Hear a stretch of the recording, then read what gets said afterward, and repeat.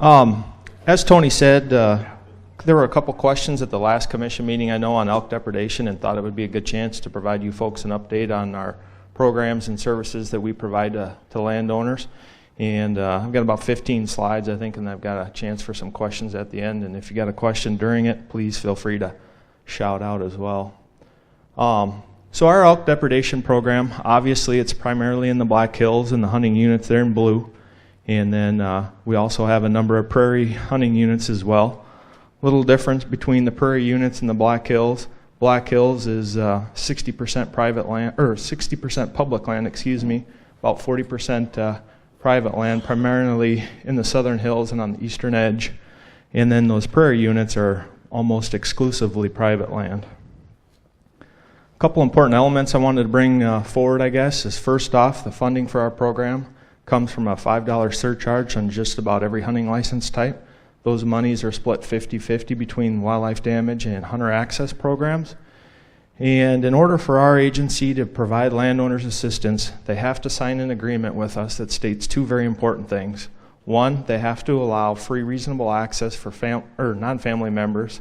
And then two, they cannot charge for elk hunting. Obviously, if they say they charge people for elk, we're not able to provide our assistance. The other thing is that our workload is highly dependent upon population levels, weather, habitat conditions in immediate areas, those types of things. There's 4 types of conflicts that we primarily deal with. Probably the most significant one that we get requests for services is damage to growing crops. In the Black Hills, it's really alfalfa, small grains. Out on the prairie, it's a lot of corn, alfalfa as well, I guess. We also receive requests for services with damages to stored feed supplies like hay bales, ground feed. And then a real common one that started to come in here more recently is damage to fences. Obviously, when you've got elk going across fences, they're not like deer that jump over it in one bound. They kind of hop over it, and their back legs oftentimes will hook that wire and either break a lot of wire or break off posts, some of those types of things. We also field a fair number of requests for services about grazing impacts to pastures, and that's a real tough one for us. There's not a real good solution there. It's hard to quantify exactly what's going on out there. So most of those types of complaints, we deal with some hazing or some extension services. So I got a couple shots here just to show you exactly firsthand what it looks like. This is some damage to some hay bales. You can see elk were getting into those before we got them surrounded with protective panels here last winter. This is a shot from Bennett County, cornfield that's been impacted by elk. This is an attempt from a landowner in the Black Hills to try to verify. This is an alfalfa field, hasn't done any grazing, and the cage there, obviously no elk or deer could graze in that area. And you can see he's going to have some loss of forage there due to elk grazing on his private property. And lastly here, we've got a herd of elk going across a fence. And again, obviously, by the time that herd gets across that fence, there's going to be some broken posts and some wire. Then I put this slide up here because, working with elk depredation and elk damage is a really challenging situation for our agency and for our staff. A lot of landowners are upset, and hopefully we've got some really good programs and can provide them assistance. A lot of times, we have to try to come to a compromise and come to some reasonable solutions. So I just wanted to point that out. That's one example specifically, when we talk to people that talk about grazing impacts of elk on their pastures that are grazing with cattle. So we've tailored our programs into those 4 main areas. The elk food plots, that's probably our most popular. Those occur during the growing season, and typically what we do is provide some cost share assistance to landowners. And obviously in the case of alfalfa, every time that alfalfa field is hayed off, you get some succulent new growth, and the elk really utilize those areas. We also work with landowners for the protection of stored feeds. We've got permanent stack yards and protective panels. That's a real good program, real popular. It's a long-term solution, and it's a permanent solution, so it works very well. Fencing materials will provide landowners with aircraft-grade aluminum elk cable, stringing along the top wire. You can see it right there. So when those critters jump over the top of that fence, that cable kind of carries their weight. They're not able to break off the wires, and it works really well. And then, like I talked about earlier, we do provide a number of different hazing efforts, whether it's utilizing propane cannons, pyrotechnics, harassment with ATVs. Some situations we've used fixed wing aircraft to haze elk in some certain areas. And we'll also initiate pool hunts from time to time if the situations warrant it. One slide here on our pool hunts, just to bring you folks up to speed. We utilize unsuccessful licensed hunters. So these are people that have already drawn an elk tag during the regular hunting season. They didn't harvest an elk. We keep tabs on everyone who harvests and doesn't harvest. We'll do a drawing, and then we'll select from those people. Last year, the winter 2015, we did initiate one hunt. It was down in Bennett County, and if you recall there in late February, early March, Bennett County actually had a lot of snow. This gentleman was getting about a herd of 100 elk coming down from the reservation onto his property. And we got the pool hunt initiated, got one hunter out there, and then within a day or two, we got that real warm weather. Snow melted off, and luckily those elk kind of went back onto the reservation. And for the most part, that gentleman was out of the woods. Typically, though, we'll usually harvest 5, 6, 7, up to 10 animals in some situations, and it serves as a two-prong approach, I guess. One, it's a hazing technique because of that hunting pressure to push those elk away from those areas, but it also directly reduces a few numbers of those animals as well. So last year, our program spent around $130,000. You can see how it's broke out here again, primarily with food plots and our hazing efforts. And some history here. This is a busy graph, but the left axis is what our big game staff have estimated the winter population, and that's tracked in blue with some pretty wide confidence intervals, obviously. And then the right axis is our program expenditures, which are tracked in red. And going back to 2000, you can see as our elk population increased there in the mid-2000s, obviously, a lot of elk on the landscape. We were in a drought period, a lot of impacts to private lands, had a significant workload at that time as well. As our populations decreased, we've seen our efforts decrease. Now, as we move forward, once you, the commission, finalize our elk management plan at some point, we're looking for a population objective of around 7,000. Obviously, the numbers of animals in the Black Hills are going to increase.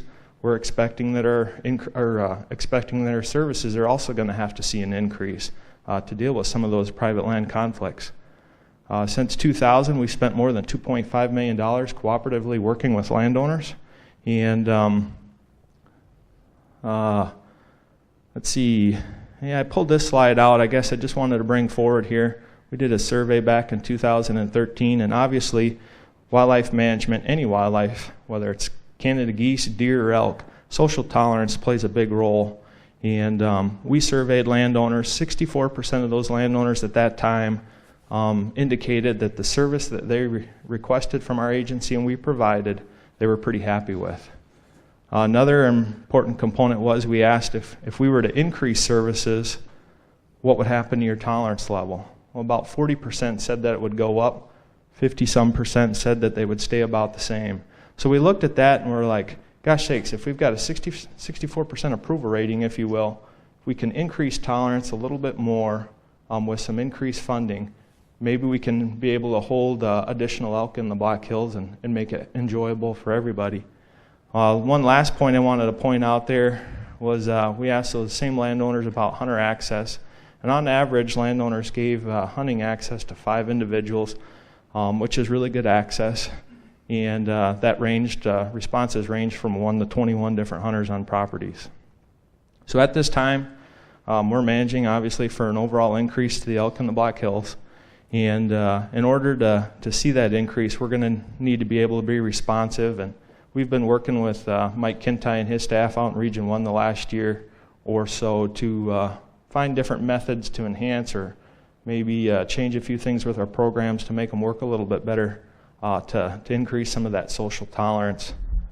During the 2014 legislative session, our agency successfully introduced legislation which allowed us, or allowed you, the commission, to increase that non-refundable application fee for elk, bighorn sheep, and mountain goat from $5 up to $10. If you recall here, I think 3 or 4 months ago, you guys took action and did increase that up to $10. Before we introduced that legislation in our surveyed our hunters and asked them what they thought about it. Really strong support. 68% of folks said that they were willing to pay $5 more, so that was nice to see. So for the elk side of things, we're going to raise a projected revenue of around $160,000, and due to the time frame when laws become active in our drawing process, this year is going to be the first time that we collect those monies, and obviously we're going to put them to use here right away this spring, and we're hopeful that we're going to be able to address most of the conflicts there in the Black Hills. So the implementation of those new funds, again, I just wanted to point out here, landowners have to sign that agreement with our agency that they're going to allow free reasonable access, and they cannot charge for elk hunting. And a lot of times you hear comments from people, GFP is helping these people, and then they're turning around and charging hunters. It can't be, because they've signed an agreement with us that states up front that they're going to allow those free access and they can't charge. So the biggest components that we're going to inject this new money into, we're going to increase the maximum available for our food plot program. In the past, it was a max of $3,000. Now moving forward, it's going to be a maximum of $6,000. And what we've developed, starting kind of from the grassroots, talking to a lot of wildlife conservation officers who have direct contacts with landowners, what are some things that we could do to make folks more tolerable of elk? And injecting more money into that program was one of them. And we've developed a decision-based matrix, if you will, that's going to help determine help those officers determine. Basically, it's a sliding scale of what's the appropriate level for this gentleman, and that's going to be based off of criteria. What's the population objective in that unit, number of animals that are involved in the request, the damage severity, or what I like to call it, the amount of elk use that's occurring on that property, and then also what's the amount of income from agriculture on that individual. Our agency is always focused on individuals that are really dependent upon ag. That's not to say that somebody that's a dentist in town, for example, and has got 500 acres and has elk, he's not deserving. But again, we have that sliding scale to maybe make more appropriate cost share amounts dependent upon a number of different factors. We're also going to initiate what we call our HALEN contracts. That was a program that actually went into place in the mid-2000s when we had a lot of elk right around Wind Cave and Custer State Park. We had an area called the Elk Emphasis Area, which had enhanced programs and some other components. And those kind of went away here as our elk population went down, and talking to our wildlife conservation officers thought that would be a real good mechanism to also gain some more social tolerance out there. Those contracts are going to have a maximum of $3,000. Those fields have to be hayed annually, and then pastures only or grazing areas don't qualify. And then we're going to use that same decision-based matrix that we do for our food plots as an evaluation tool. My last slide here, we're also going to increase our maximum available amounts for our stack yard and protective panels. In the past, that was a maximum of 5. We're going to actually bump that up to $10,000 per landowner. And again, that's a great use of our monies because we're taking away problems and we're able to put a long-term solution in place for a long time. Another important component that came to me, I guess, after we did our survey was there was a lot of comments from landowners about the amount of fence damage that occurs from elk. And going back to the elk cable and the replacement materials, previously we had a maximum of $5,000. Now we're going to bump that up, and it's going to be $5,000 worth of cable and $5,000 worth of fencing material if the situations warrant. So we're pretty confident that we're going to be able to put those monies to use out on the ground this spring and hopefully build our tolerance as our elk herd starts to increase. And with that, I'd be happy to take any questions. Questions for Keith? Comments? Keith, go ahead, Barry. Keith, are those same guidelines for deer as well, the limits in there, or are they different? Yeah, it's a little bit different for our stackyard programs. Excuse me, our stackyard programs for deer, there's a maximum of $5,000. Now, we do have a process where if something's really deemed appropriate, we have a panel that gets together and kind of ranks out to see if we can go above that maximum. As far as the food plots, you know, many years ago, back in the late 90s when our wildlife damage program first got initiated, there was a program called our big game food plots. And we did have producers that had some deer contracts with us, but we've worked over the years to try to eliminate those, and we haven't had any of those now for probably 4 or 5 years. And the reason behind that is, one, I guess, now that we have this $5 increase on the non-refundable fee, we kind of have a special pot of money that's been earmarked for these enhanced programs versus deer, our funding just comes straight off that $5 surcharge. Keith, just quick, maybe you could summarize how this gets implemented at the field when the landowner has a problem and who he calls, and then what kind of staff hours it takes to implement the program, and whose responsibility is it to build the stackyard and et cetera. Maybe just quickly do that. Sure. So typically, obviously our wildlife conservation officers in the Black Hills have a great working relationship with most of the landowners in their units or their district areas. They usually have an initial contact with those folks, perhaps our wildlife damage specialists. They'll go out, take a look at things, walk around with the landowner, look for the elk use. You know, okay, I see elk on this property. Maybe make some multiple visits over the summer months to see exactly what's going on.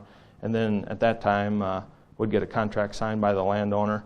If it's a stackyard, we've got a process that they've got to have elk damage 2 out of the last 5 years for them to get a permanent stackyard. And you know, they're going to, again, most of these people we work with pretty frequently, so obviously with the amount of miles and staff time that they spend in those areas, they've got a pretty good feeling on how many elk are on this guy's property and what times of year.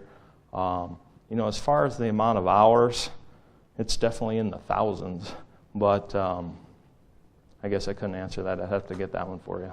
But it's a significant workload, obviously, and now as our elk population starts to increase, you know, we're going to be working with more landowners in some areas that maybe we haven't worked with in the past. I mean, if we ever get to the point where we start to open up a season in Unit 4 and some of those areas, a lot of private land, we'll probably have 20 or 30 landowners that we haven't worked for several years come back to us. So, any other questions? Thanks, Keith. All right, thank you. Nice job.